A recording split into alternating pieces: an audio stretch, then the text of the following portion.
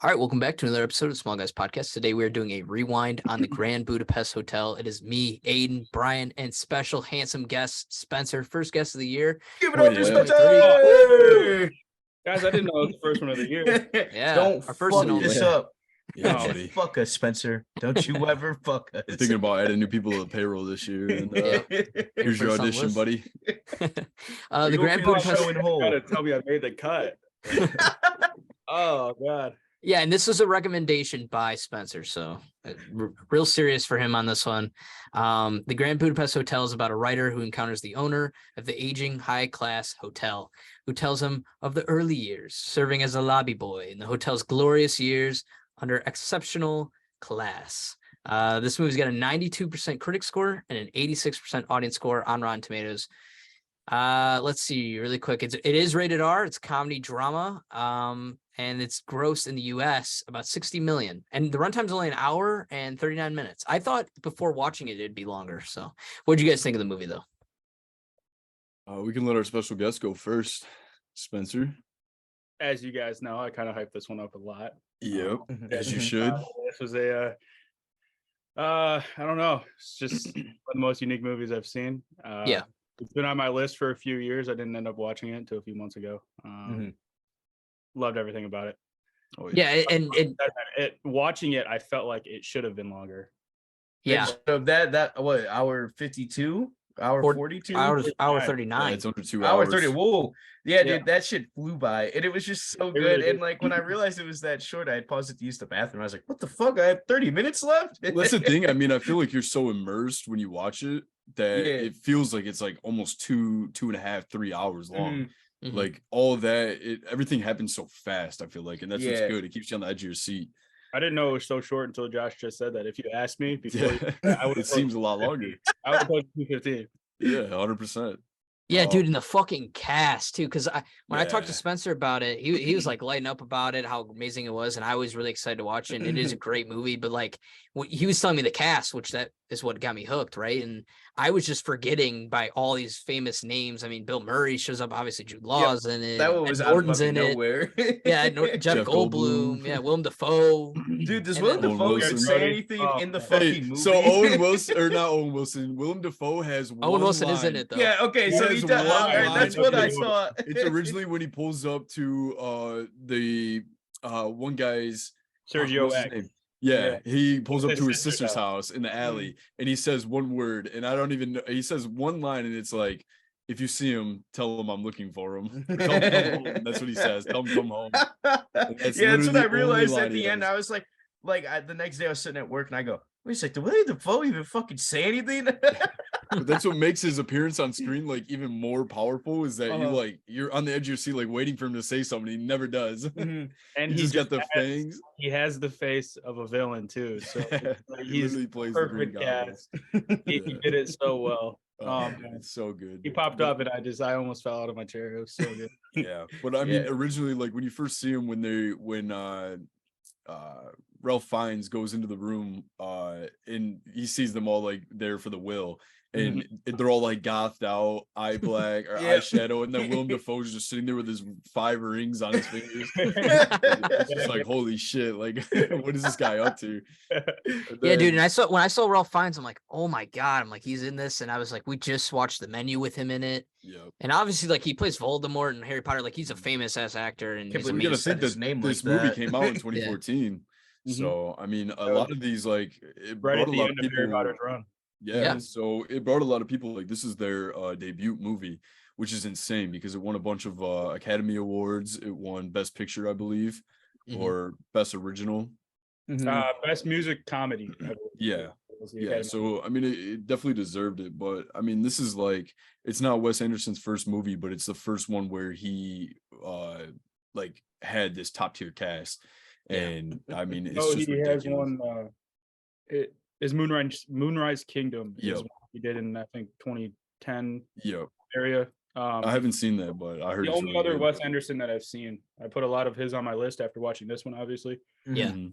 I know that one has Bill Murray, Yeah, and he's worked with like the Wilson brothers yeah. on his first one, Bottle Rocket. I know that. The Other than Wilson that, brother. There's numerous Wilsons. yeah, Luke Wilson. He's in a couple with him actually. What? I did not know that. I think he's in the Anchorman. I think he's the guy that gets his arm cut off. Yeah, it is. All right. Yeah. He's an Thank old you. school- Thank you to help put a picture in my head. No, that's the thing about Wes Anderson is like his directorial style is just like we said, unique. Like you're watching it and half of it is actual art. Like it's practical like sets.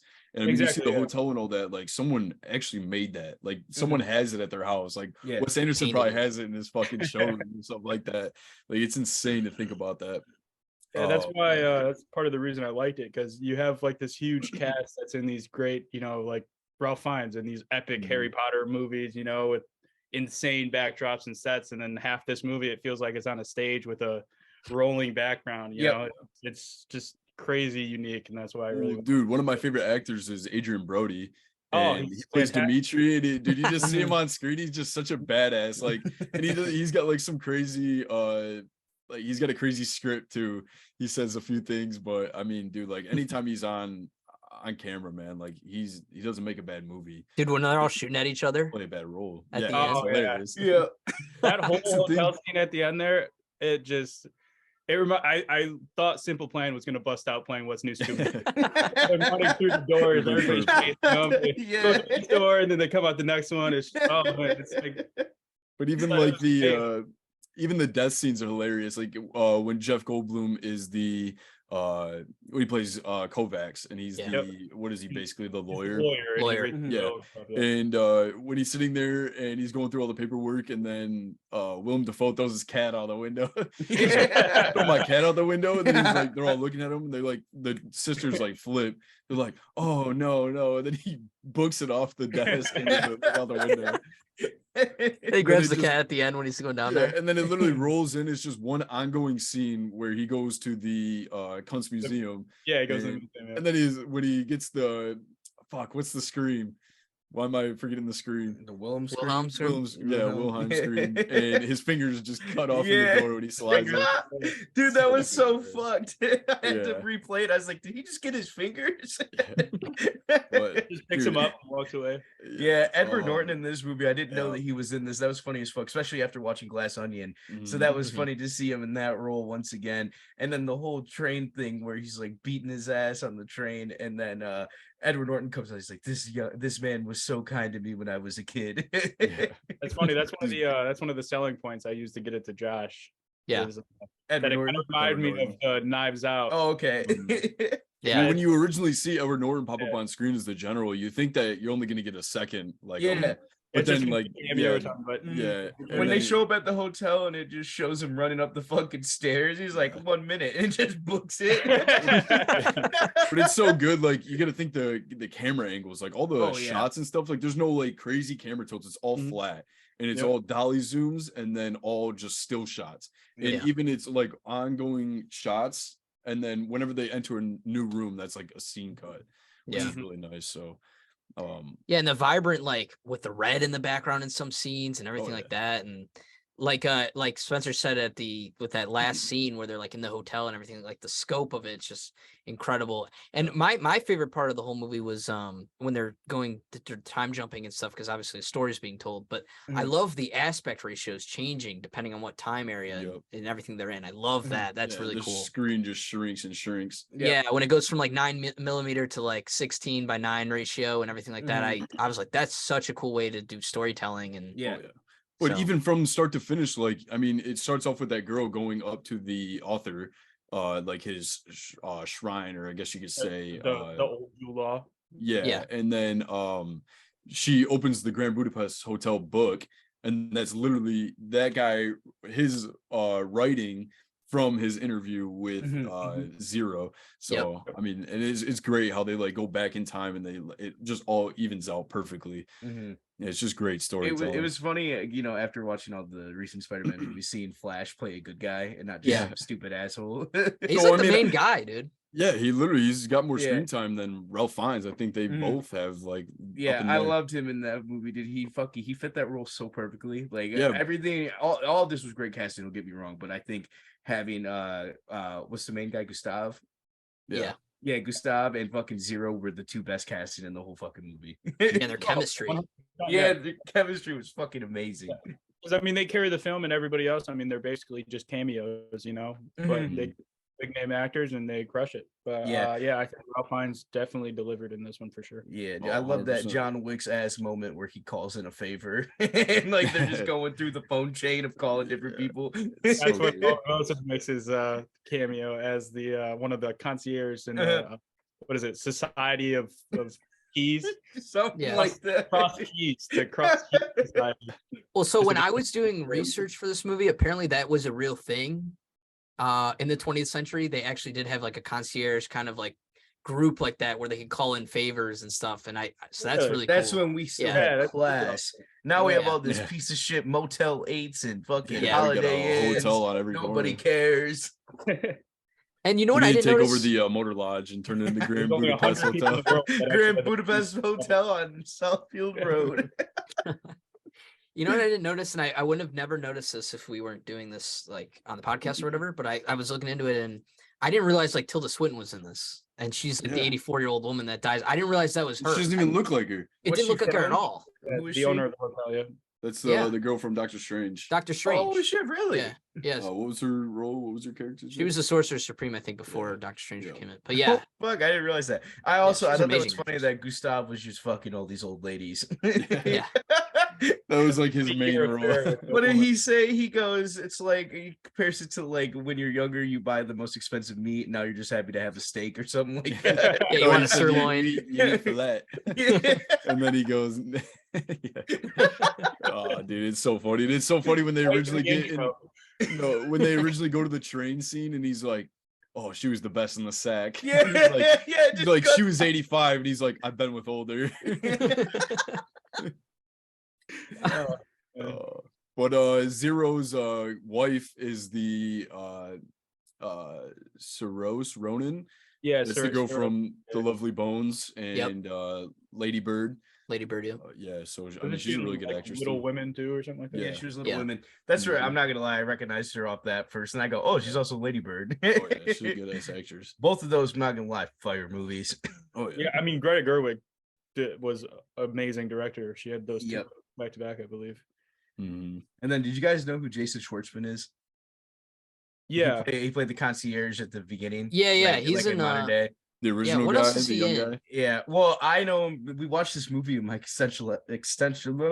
can't even talk, existentialism class, and he was the main guy in it. It's actually I'm gonna look up the name of it, but it's got Mark Wahlberg in it. And basically, it's like this couple, instead of like finding people love, they like help solve their existential crisis. Yeah. Yeah, that was a really good watch. I'm gonna pull up the name in a second here if you guys want to keep talking. Okay. I think it's funny how that it's just give me boy with apple. Like they just say like not Dude, boy he- with an apple or They put me the boy with fucking the two apple. lesbians up there. Oh, dude, it's so He good. goes, that dude just snitches like, I think Gustav was here. It's like, fuck you. What about I think one of the best scenes is when they're escaping prison and Pinky goes down, he literally just pulls a knife out of his shoe or whatever and just Takes it off. dives down. Yeah, he just takes one for the team and they don't even say that. What does Ralph Fiennes say? He says He's like, I think that's considered a draw. yeah, he goes, you consider that a draw. They don't even give a fuck. The name of the movie is I Heart Huckabees. It has Mark Wahlberg in it as well, which is wild as fuck. Ah. If you want to hear about existentialism, is a good little watch. But that's where I knew the guy Oh, instantly you know what? from. Isn't he in what's it called? What's that movie called with He's in Scott Ah. Pilgrim. Scott Pilgrim? That's what I was thinking of. Yeah, because I'm Mhm. like, I've seen this guy before and he's Yeah. really funny and whatever it was. Because he was the roommate, right? No, he was the main villain. He was the main villain. Okay, that's Yeah, what it he's was, the yeah. final boss. Yeah, I haven't seen that movie in years. Yeah, That's dude, such a good he's movie. really good in that. Because I'm like, that dude looks so familiar. Mm. So yeah, that's funny. Dude, the cameos in this is insane. The Bill Murray Yeah. one too. Bill I was hoping Murray we'd was get good. more of him a He little doesn't bit. even really look like Bill Murray. Like they gave No. him like I mean, however he was dressed or costume design. I mean, it didn't. At first, I looked at him and I was like, "Is that Bill Murray?" And then I'm like, no, it's not." And then I'm like, "Yeah, it As is." soon as I heard the voice, I was like, "Yep, that's him." Yeah. Yeah, But Owen I Wilson running it too was also funny as fuck. yeah, just popping up. Yeah, Like, yeah, yeah. and he's only in it for like not even a minute. Yeah. So without me seeing the movie, I swear I've seen the skiing montage before. when Yeah, they're trying dude, to I chase- thought the same thing, and I think it might have been a meme for a second. yeah. That's the only thing I could think of because I know I've seen that, and I know I've never seen this movie. Well, I mean, it's hilarious when you just see him like he goes and they're doing the confession, then they go and check on his body and they look right, and he's swinging the Yeah, swinging the smoke thing or whatever the hell you call it, and Mace then or he whatever. he hops on the skis with regular boots, and then he just zooms out. It's he like, takes oh my off that God. Riding it supersonic down the hill. speed. Yeah, just flying. Grows faster than Speed. Sonic. Killing it. Yeah. And then they just take the sled. He goes, we have no way to like. He goes, I could barely control this, let goes, "I alone can't slow steer it." down. And you're waiting for him to take a wrong turn. Yeah, and he dude, and they doesn't. just, I love too how fast they're going. It's comical. You see him book it. And you're like, okay, he's on skis. Then you see the sled just make a sharp turn. And they're Oh, dude, that entire scene is hilarious because one, they're flying, then they go to the Winter Games and they Yeah. take the big ass ski jump, Yeah. and then Yep. then Yep, you that's see a good Zero's feet. He's in the snow, like knee down, Yeah. and then the funniest shit is when he pushes Willem Dafoe, he's dead, saves him even though it's still cracked, which he would have 100% Yep, fell. easily would have And fell. then they take a moment of silence and then hop on the motorcycle and get shot at. Because the guards are It's still just- chasing them, and they're like, Yeah. And Edward Norton just shakes his head. Yep.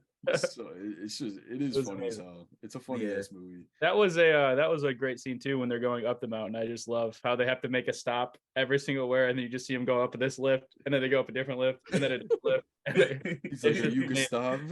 Well, because I do like too when they finally do get the help and they're on the fucking the little dongolas Gondola. and they stop and then they just switch. But- With the family with the ski equipment. in there.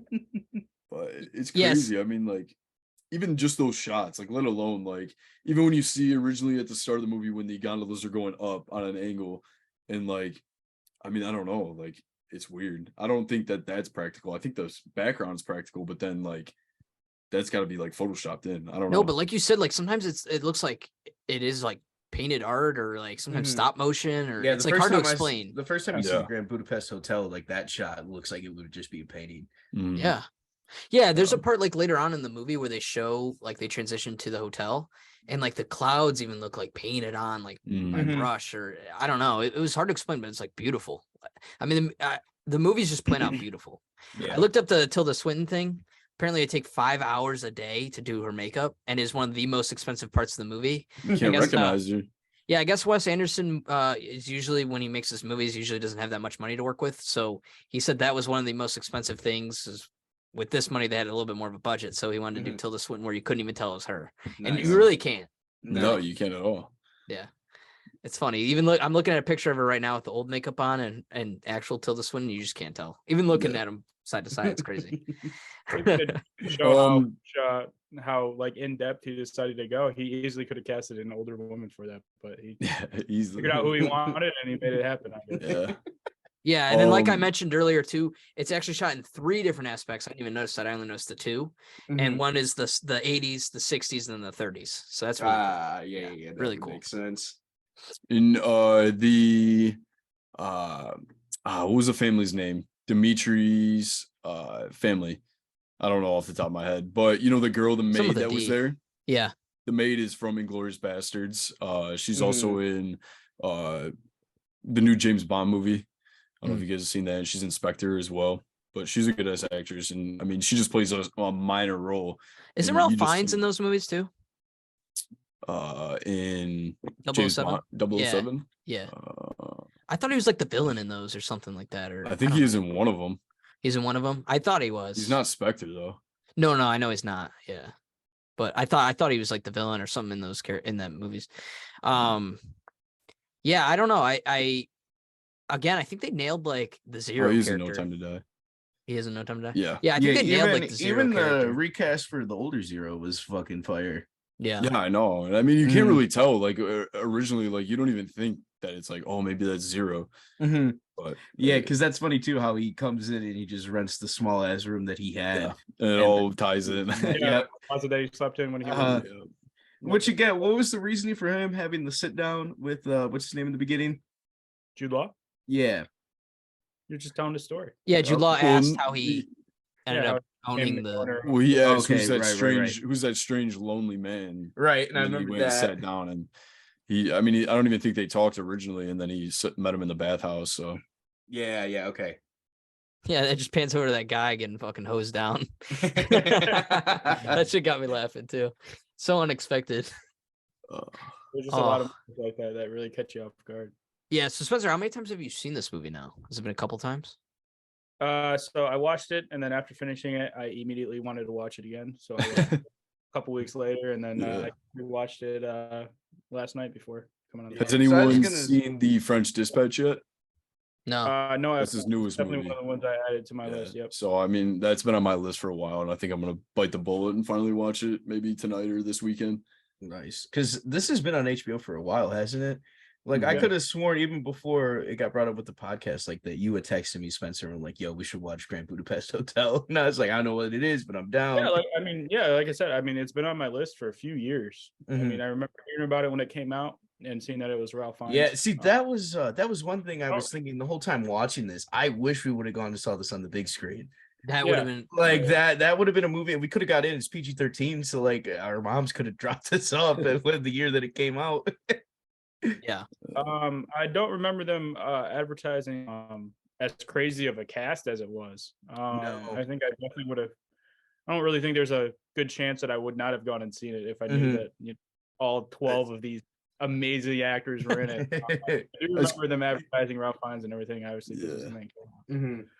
It's crazy to look right now. Like we just saw the menu, and that came out last year, right? Yeah. Ralph Fiennes 60 years old. That's crazy. He doesn't look it at all. He looked older when he played Voldemort. Yeah, literally. Yeah, literally. Crazy. I'm looking here that Harvey Keitel was in this movie as well. But yeah, I mean, just to bring it back to Adrian Brody, I mean, you got to think, like, if you ever seen The Pianist, it's literally one of the best movies of all time. Oh, The Pianist? Yeah, The Pianist. And I mean, it's just like, if you look at his, like, the first I've seen him in, he's the mafia guy in Peaky Blinders. Yeah, I believe. No spoilers. I'm still cruising through it. He had scenes with what's his name, Tom Hardy. Yeah, I'm looking into it right now, and obviously it makes sense now. But like, it got nominated for 227 awards and won 136 of them. They won 4 Oscars too. Won 4 Oscars: Best Achievement in Costume Design, Best Achievement in Makeup and Hairstyling, Best Achievement in Music, and then Best Achievement in Production Design. But like, it was nominated for Best Motion Picture of the Year. Best you got to think, like, imagine in 2014, like when those Academy Awards come in, the Golden Globes and all that, Oscars, like that's those movies that are unique. Like, Marvel Parasite hadn't completely fucked everything up yet. Yeah, but I mean, like, you see, but those are the movies that are gonna win. Like, people see this, they're like, holy shit. Like, you hear about it, you don't watch it until you watch it, you're like, oh my god, you gotta watch this. You just recommend it to everyone. And that's how I feel this movie is. I believe this is Wes Anderson's first nom for Best Director as well. Yeah. Really? I don't think he won that one, but I think this was his first. Well, and this is his most profitable movie too. It made the most money for him, which I guess makes sense. Even over French Dispatch? Yeah, it makes sense considering the ensemble cast that it has. That it would. Yeah. No. I was thinking this the whole time. Tell me if you would agree. If this movie was made sooner and Steve Martin was younger, I feel like he would have made a great fucking Gustave. Oh, that'd been cool. I think he could have definitely channeled his so sick. Panther. Yeah, that's what I was thinking, but make it a little more serious. I think that's where the problem would be. Yeah, it is that. But again, if he could do it a little more serious, I think it'd be funny as fuck. Because it definitely is a comedy, but there definitely are those darker aspects to it where I don't know if Steve Martin definitely would have been able to capture it. Fair. I know I would have probably laughed more. But some of the reason I'm laughing is because I'm like, that's fucking Voldemort, you know? Yeah, fair. He's talking about, having an affair with an 84-year-old woman. And, how good she is in the sack. It's just, I think that kind of added to it as well. That it's a more serious actor in it. Yeah, and I like the whole prison escape stuff too. It's so good. That was sweet. Especially this. I think why I think it should have, or it felt longer, is because you're like watching like 3 different movies in one. Yeah. Watching the intro and then the whole prison scene, Then it cuts And back then, to the bakery with Zero and his wife. Like, exactly. I mean, it's like a prison break movie mixed with like a heist movie. You know, it's just all these different aspects and all these different, like, it's just a bunch of different scenes basically, or types of movies. Well, I'm looking at the French Dispatch cast right now, and it's literally everyone from Grand Budapest Hotel, but add Timothy Chalamet, add Benicio del Toro, Jeffrey Wright, who is Jeffrey Wright, he's good. He plays the commissioner. BT Commissioner Gordon from the new Batman. Oh wow. Also has Henry Winkler, 2021. Yeah, 2 years ago. Yep. Elizabeth Moss is in there from. This isn't a sequel, right? This is just another Wes Anderson film. Yep, just another one. Nice. And they have Wolverine's brother, Sabretooth. Oh shit, yeah. Yep. Christopher Waltz is in it as well. Christopher, god damn. See, he'd be good in this too. Yeah. I mean, but that's why French Dispatch has to be just as good. So I think we should watch that. And us four can review French Dispatch here soon, because none of us have seen it, right? No. Yeah, so I mean, I'm definitely down to watch that. I didn't even hear about it till right now, and you're getting me hyped on it with that cast. On my list for sure. Yeah. Since I watched this one, it's definitely. It's on HBO, so damn. I'm definitely gonna go stick my nose in that. Yeah. Hell yeah. No, but like Spencer said, like it does feel like 3 different movies all into one, and yeah, I because I was like, once he went to prison, I'm like, okay, well, where's the movie gonna go now? Are they gonna, like, is Zero gonna try to solve who committed the murder? Like, where are we going from this point on? And yeah, I was amazed by where the story continued to go. And two, you never knew what cameo was right around the corner. And like I said, with Willem Dafoe's character, I mean, him chasing him on the bike and everything like that, and through the museum, it was cool. It was really awesome. The fact that he's on edge, looking behind him nonstop when the motorcycle's behind, but he's not even 5 feet away from him when he's walking up the walkway. He doesn't even hear the motorcycle pull up behind him. Yeah, Jeff Goldblum runs in. It says 15 minutes till closing, and then Willem Dafoe's right on his ass, and it says 14 minutes till closing. So good. Someone's getting up and changing every minute. So yeah, it's little shit like that. And then like it does feel like, I don't know, like paintings and stuff. And like even the concierge desk, like that where the keys all are at, it's like this bright red that like just takes over the screen when they're there. And it's crazy because if you rewatch it, you see the boy with apple painting. It's there the entire time. Yeah. So like, I mean, you don't even think anything of it. And they said it's like priceless and all that, but they end up never selling it, obviously. Yeah. But he's also rich and he doesn't need to sell it. So it pissed me off too, because I knew that fucking letter was in there. Nobody's touching it. It's just in the safe. And I'm like, God damn it. Serge doesn't even say anything when he gives it to him. Like in the window, he's like, oh, send me a letter, send me mail tomorrow. And he doesn't even like say anything. So it's just funny how like, that hey, works. There's a letter that completely absolves you of all crime. Yeah, we'll clear everything. The movie would have never even happened. Yeah. Why did he just give it to why did he give it to Jeff Goldblum? Fucking 30 minutes in. Well, so how did you guys feel about the ending of the movie with like Gustav's, the way he dies and everything like that? Did you guys?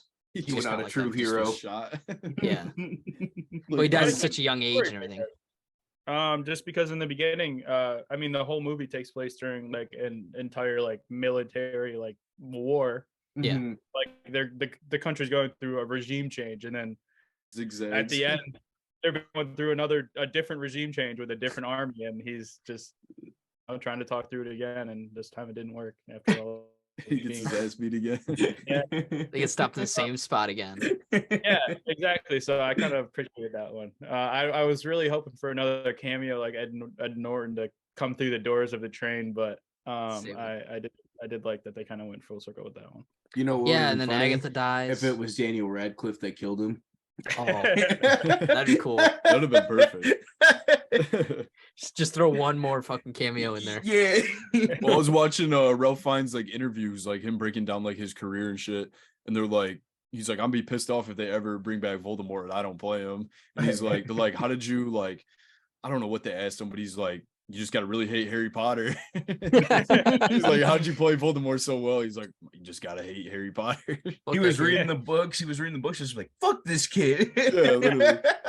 we said that he got. Casting we him, said- he instantly hated Voldemort, him. like Ralph Fiennes actually sitting there's like, well, maybe Neville's the chosen one. He's the one in all the Reddit pages. Like, They reached out and they wanted him to play Voldemort, and he's like, I don't know shit about Harry Potter. And like his sister, like his nieces and nephews were like, you don't realize how big that is, like playing Voldemort. Yeah. And he's like, all right, I guess I'll do it. Mhm. But it just somehow worked out to be what it is. But I Yeah. mean, you gotta think, like, I was just thinking about that, like, they don't have any like illustrations of Voldemort, right? Like that's the first, like that's how All they knew was that he was a pasty white no nose guy. yeah, no nose, And right? then Yeah, and he had like that's snake how like all movement. casting went. They just from just the depictions that JK kind of But, described. It. I mean, I never read the books, but I mean, you just imagine like some people that did, like you just enjoy that movie so much more. Well, the book Who covers had reads the fucking nerds. Yeah. didn't the book covers have the like artistic look of Harry. what Harry That looked was, like? I think that was yeah, after. Though. yeah. I think it was just no. I think it was just. Well, I thought it think was I think the before. first cover it was I like thought was just like Dumbledore's chambers on the cover. I didn't think it was actually Harry Potter. Like, there was Well, one of them with- has him on the broom. It was just a yeah, sketching of him. Basically, it wasn't. Mhm. Yeah, it doesn't look like Daniel Radcliffe. because right? I know Like, it's a the sketching. second one Yeah. is just a Harry and Ginny hanging onto the fucking what's it called the Phoenix. Oh, That's the cover of the second one. Venus. And I have the fourth one somewhere in my room. yeah. I forget where it's at, but No. No, I mean, I feel I wish Jude Law had like kind of a bigger role, but anytime, I mean, he doesn't even say anything. He's narrating it, which is really nice. And I feel like Yeah. the narration is perfect Mhm. because it flips between young Zero to Ralph Fiennes, then to Jude Law, and then to older Zero, which is nice. Like Yeah. what part of the story they're in. So Yeah, because when I Mhm. heard Jude Law at first, I was like, wait, is that Paul Bettany? Like it kind of sounded like Paul Bettany to me a little bit. And then I was like, wait, that's Jude Law. And then yeah, so I was in the same boat as you. I was hoping he'd be in it a little bit more. that would have been But another good ass actor in one of these Wes Anderson movies is Paul Yeah, Bettany. Paul Bettany. Yeah. yeah. Yeah, he dude. would. That's a good one. We should just handle the casting for his Benedict next movie. Cumberbatch. Like anyone that has that English accent. Yeah. Fuck it. No, in the next movie we want Benedict Cumberbatch and Martin Freeman, and they're just gonna reprise their roles of Sherlock and Watson. Perfect. But they're not even the main characters. They just kind of show up at the hotel. Yeah, and then Oh, Robert he's Downey old? Jr.'s his Might Watson as well comes in. get how I can say it. The amount of Tom actors that Holland. played We that might as well character. just get the whole MCU cast. Yeah. Shout out Mike. It's like Mikey's here with us right now. Yeah. Fine, No. at first, you would say Bilbo and Smaug. That'd be good too. It would have been. I thought it was hilarious That that Martin Freeman was Watson. Zero's in there drawing a mustache and his Yeah, every day. and then he goes like one day he wakes up late. It's like fucking lopsided. It's like Yep. short as shit. Like, God, dude. Because you're looking at it, you just can't keep your eyes off. You're like, what the fuck? That shit's drawn on. I did Yeah. like how it came full circle too, and he goes, "All right, Zero, to answer your question, yes." And I knew exactly what he was talking about when he had asked if he was ever a bellboy. Yeah, and that's like an hour and 10 minutes later in the movie. Yep. Yeah. Yeah, by the way, and that's the first question that he asked him. We gotta Yeah. think like a Ralph Fiennes character, Gustav, like he literally just rants. He just keeps Mhm. going. Like, how do Yeah. you memorize those lines? Like just going off. Yeah. He like doesn't shut up. So it just makes it like even better. Yeah. I would like to see the numbers on that. How many words he spoke in this movie compared to Shit other ton. movies. Someone had to write them all. Yeah, I know, right? He's got to I be at, know. like 5% of dialogue. I think it's based off a book. I mean, they kind of on the closing credits you see that, but I don't know which book it is. I'd have to look into it. I don't know Oh, if the the Grand movie, Budapest but Hotel. I know that the like in the movie, it's a retelling in the form of his book. Yeah, it's So that's why it's they not opened with titled the Grand author. Budapest Hotel. They open with the old Jude Law reading the book that he wrote from his Yeah. conversation. with Yeah. the- Oh, that's cool. This fucking kid comes up and shoots him. Yeah, that toy gun or whatever he's calling it. Yeah. That No, don't do scene, that. He goes, "Don't do it." He goes right back to reading his monologue. Yeah. So yeah, that's I found that to be cool because you kind of at the beginning I didn't realize that was actually Jude Law as an older version of Jude Law's character, Yeah. Yeah. and that whole statue was like in memorial to the author is what Yep. I believe that's supposed to be Jude's Law. Jude Let's see. Law's character is Yeah. what the statue is of. Yeah. Let's get into the trivia for this movie. It's actually got some good ones. The scene in which Ludwig says "Good luck, kid" before slapping Zero across the face was shot 42 times until Wes Anderson was satisfied. He just wanted to see him get smacked the fuck up. Yeah, It's hard to kind of tell, man. And he was actually getting slapped too, apparently. That's fucking brutal. Hey, Wes Anderson actually just went with the third shot. Yeah. It's like, actually, the first one was usually really take the first one. How far you go. Yeah. I thought that was really cool. That's funny as fuck. This is the highest grossing independent movie of 2014 and the highest grossing limited release movie in 2014. That's really cool. After escaping prison, Gustav calls upon the services of the Society with Cross Keys. Apparently, a secret society of hotel concierges actually existed, and they had an international society. Theirs was called the Golden Keys, I guess. Hell yeah. Yeah, so I thought that was really cool. We mentioned that earlier. This is the highest grossing movie to date for writer, producer, and director for Wes Anderson because he did all three. That was really cool. We mentioned that earlier. The boy with the apple painting appeared in various locations throughout the hotel and is hanging behind the front desk during the young writer's Jude Law when he's staying there. It can also be seen in the background when they're looking at the menus when older Zero begins to tell a story. Really cool. I didn't even notice that. Nice. Until we read that. So that's kind of the main facts. We hit a lot of them earlier on. But yeah, I again, there's a lot of stuff in the background in this movie that has a lot of rewatchability that you would catch. Like Spencer said, even where at the beginning of the movie, you know, it's an older Jude Law character telling the story, you know, maybe you would have missed that the first time around. So even things like that, you'd catch them a lot watching it again. Right. So, I mean, Spencer, you've seen it, what, 3 times already, and you just saw it for the first time a few months ago. So, yeah. Well, I do want to make note of like my 2 favorite scenes. I think one of them would be, I don't know. I mean, there's so many now that I think about it. The prison scene's really good, but when the police are here, when they're hiding the painting in the safe, and they just stop and just dead silent, just looking at him, and he's like awkward as shit. And then he goes, "You ever spoke to cops before?" He's like, "Yeah, once." He's like, "When I got like," and he's like telling a story. He's like, "Shut your mouth, don't say a word." Yeah. And then they just run, and then they like run, and he's always on his ass, like Zero's character, like he's always literally an inch behind him, running as fast as they can up the stairs, doing all that shit. Like nothing's ever slow in this movie. And, I'm sorry to interrupt, but I mean, just Ralph Fiennes, just the way that he moves about in the movie. Dude, his running was funny as fuck. Yeah, his running is hilarious. He's like hunched over, just looking at it the whole time. We said he talks fast, but I mean, he's like moving even faster the entire movie. I mean, he probably you can't even understand him. Yeah, an hour and a half movie. He had an hour of just running. Fuck yeah. Well, dude, that's the thing. Before the prison scene, like just watching how he runs his hotel is insane. Like it's incredible. And like when he's interviewing Zero for the job and they're walking through, you know, the whole lobby and he's yelling at different people and they can smell him from a mile away with his cologne. I think that's all great. It's amazing. Well, that's a good take because throughout the entire movie, like even Edward Norton's character, he can just track him, tracing him by the smell of the cologne or the perfume. And it's just funny as shit. He's like, they just keep saying the whatever Chanel number 5, whatever it was. But that shit's hilarious. But also another good part was when like at the beginning when they're showing how he runs the hotel and he like says a word and the guy comes out of the main windows up top and he's like, "Yes, sir," and then he closes them. Like it's just good as hell. And then obviously my second favorite scene would be the shootout. And they just stop. He's like, "All right, everyone's under arrest." And he runs out the window because he hears Tilda or whatever her name was, Agatha scream. And then and then he runs out the window and he's just running through the lobby and he's just not getting shot by any of the bullets. But the best part is when he's like, "I'm gonna kill your candy ass once and for all," and then he shoots somebody, he's just shooting all the boxes and they just fucking run.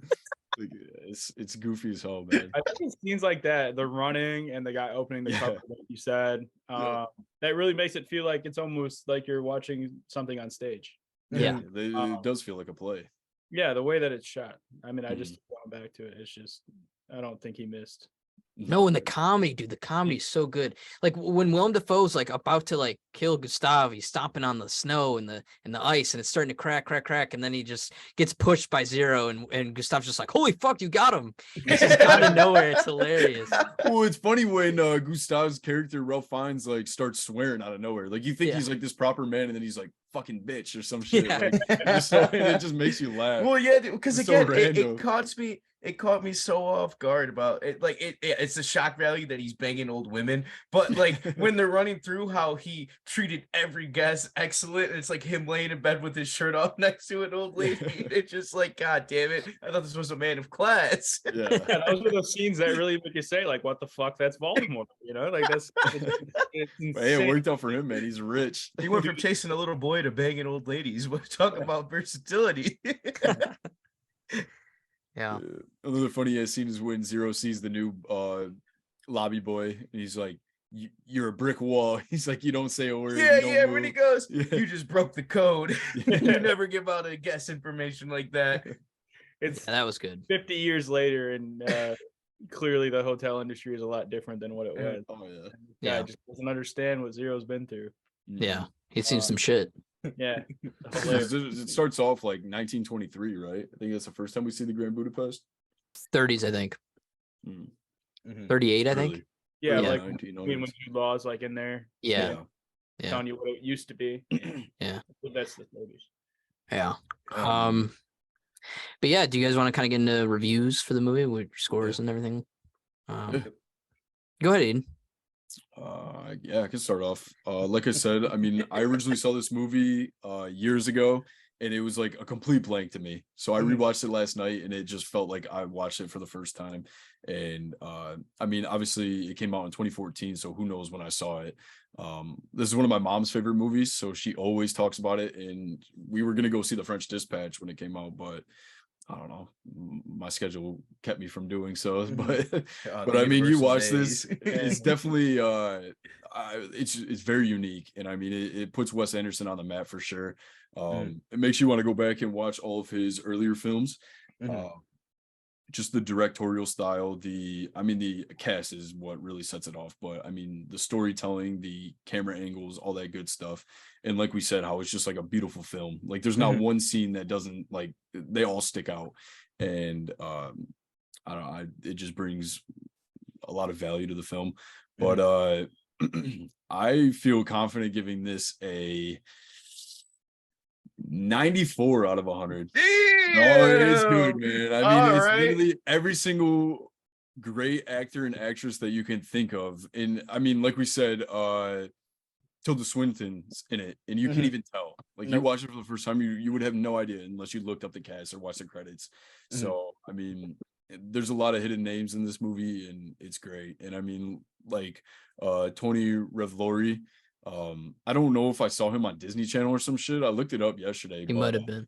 But like Brian said, he was in Homecoming and all those. But no, I remember the first original film I saw with him would be Dope, and that came out in 2015. Yeah, I was gonna say I remember it from Dope for sure. Yeah, and then you're watching this and you're like, wow, he was in this, and he literally is the basis of the movie. Yeah, and like he wasn't an established actor, and he plays a great role. Like he's a good ass actor. So I mean, yeah, but 94 out of 100 for me. Highly recommend up on that. So this movie, I went into it completely blank, didn't watch the trailer, didn't look up who the fuck was in it, nothing. I literally just made sure I had the right movie that matched up with HBO, and I was like, all right, rip it. As I was watching it, I had a sense of familiarity, like the way it was like the directorial style. And I was like, who the fuck is this? And then I had to look it up. I was like, of course it's Wes Anderson. I should have fucking known. And I thought it was a fun fucking watch, dude. Like I brought up earlier, the chemistry between Gustav and fucking Zero was so fucking, as Aiden would say, mint. That shit was perfect. The casting on that was great. They could have, like, literally anyone else could have played the other roles and it would have been fine. As long as Gustav and Zero stayed who it was. And I love that. And then what was the other thing I was gonna say about it? Again, we did talk about how it's a short movie, but it felt like it was fucking dragging. I was gonna say Willem Dafoe, like the fact that it took me till the next day, and it like the movie's ingrained in my brain. I'm just like, wait a sec, William Dafoe didn't say a goddamn thing in that. Like I like double backed on that. I was like, wait a minute. So yeah, dude, this movie, fun fucking watch. I can't believe I don't remember any trailers for it. I don't remember being in theaters.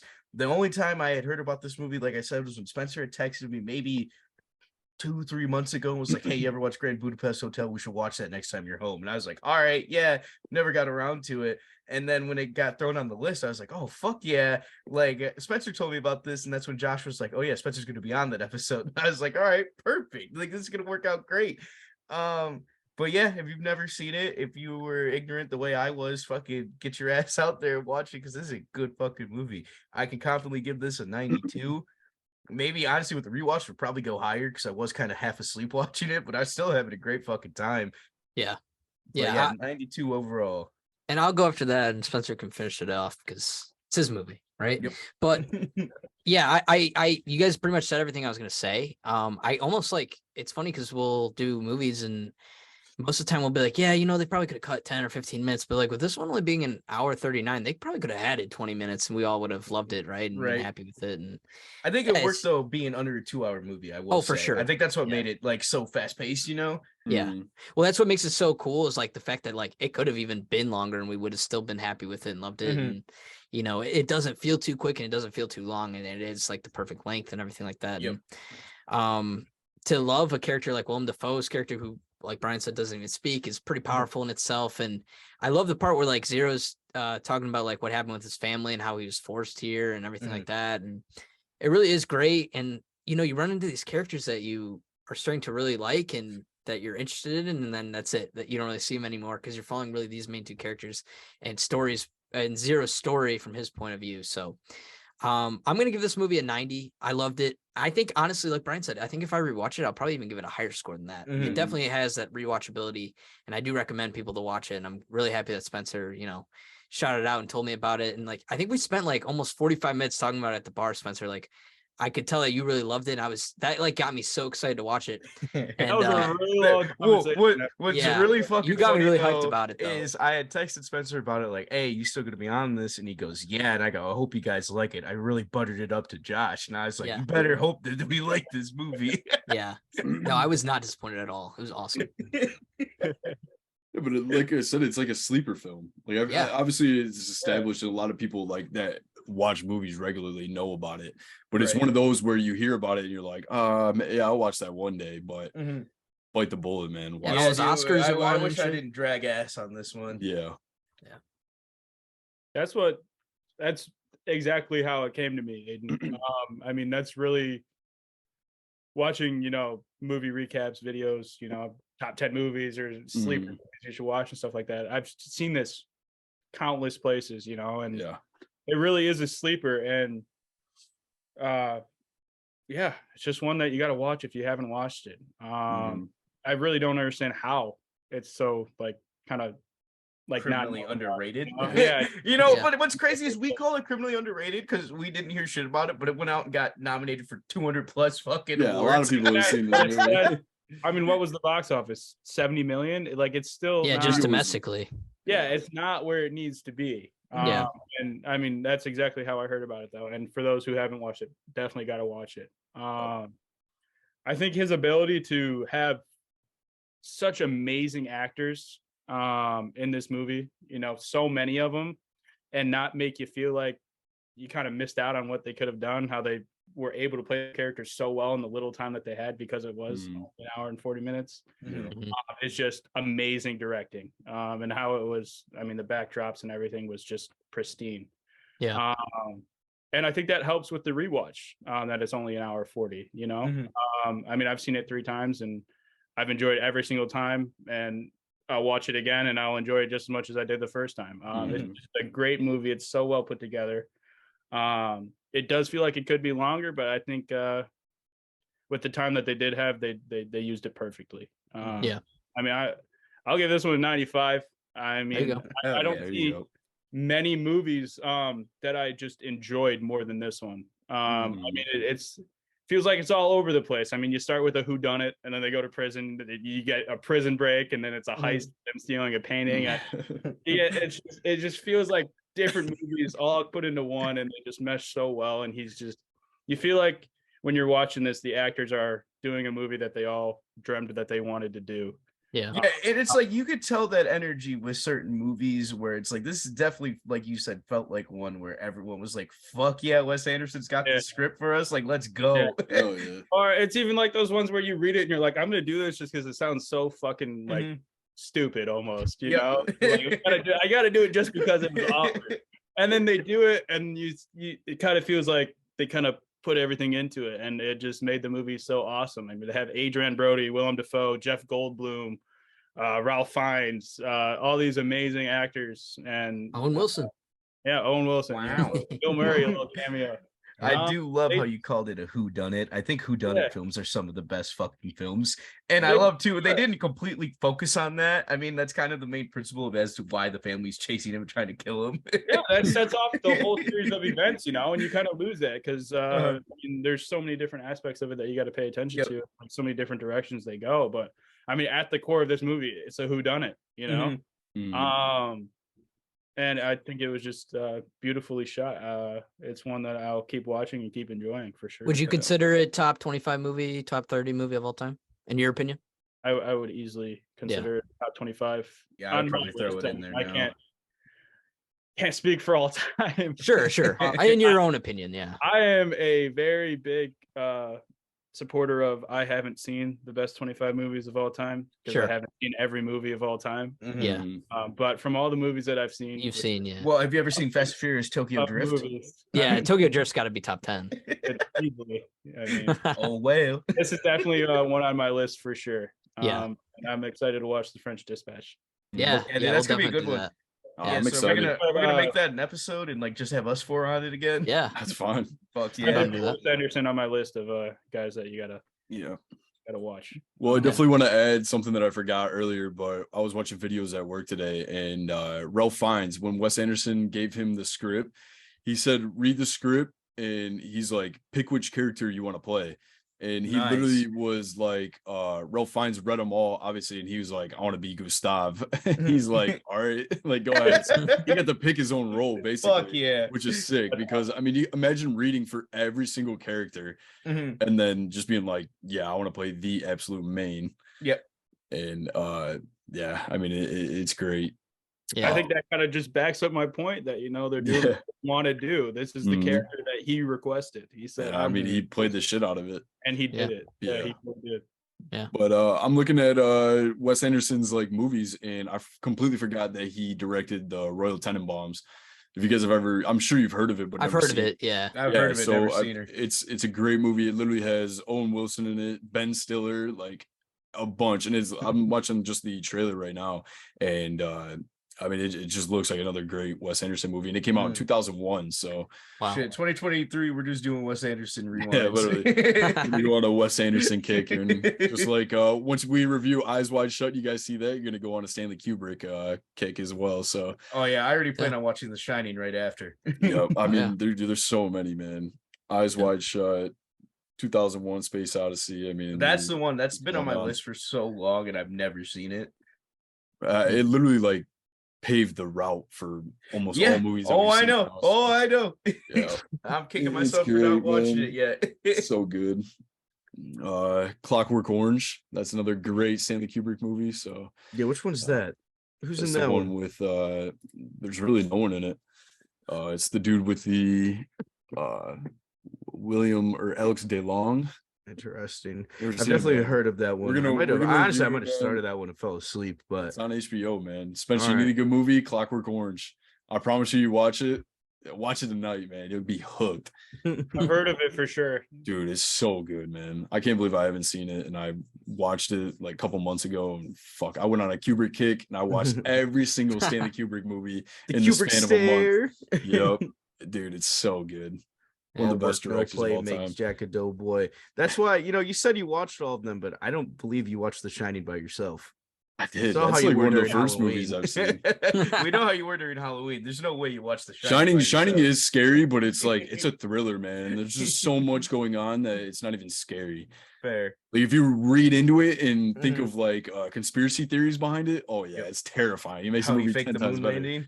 But if you watch if you watch Doctor Sleep, that's Yeah, I the gotta see that first still. Shining, Yeah, I still gotta see Oh, that yeah. one. it's Someone with Ewan terrifying. McGregor for sure. Scary ass Yeah. movie.